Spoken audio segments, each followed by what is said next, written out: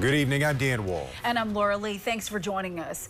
Big decisions made at Duluth City Council tonight amid debate over the public voting on the Lester Park Golf Course. In Northern News Now's Ella Showborough was there for all the action. Ella, what exactly did councilors vote on tonight? Dan and Laura, Council ultimately determined that 2 petitions, which would leave the decision of the golf course up to a public vote, was preempted by state law and should not be put on the ballot. That vote passed 7-2, but discussion leading up to this vote sparked tension from both the public and between councilors.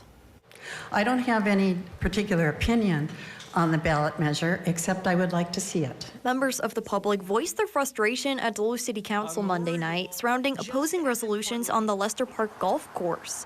One would put a public vote on the November ballot and the other wouldn't amid current litigation. So please don't pass a resolution tonight that suggests you already know the outcome of a pending legal dispute.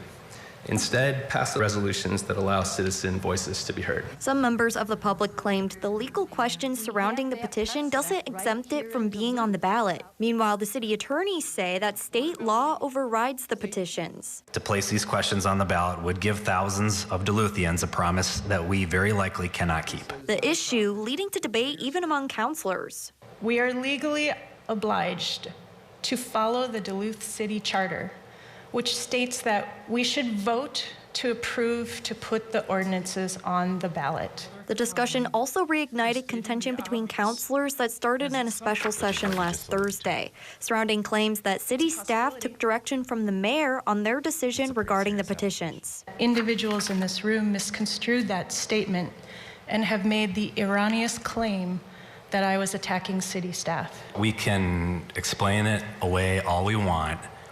The point is that we need to treat our staff with respect.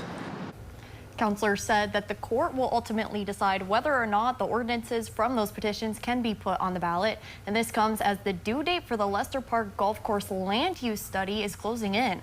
The completion needs to be finalized by the council on September 30th, and the next open house for that land use study will be this Thursday.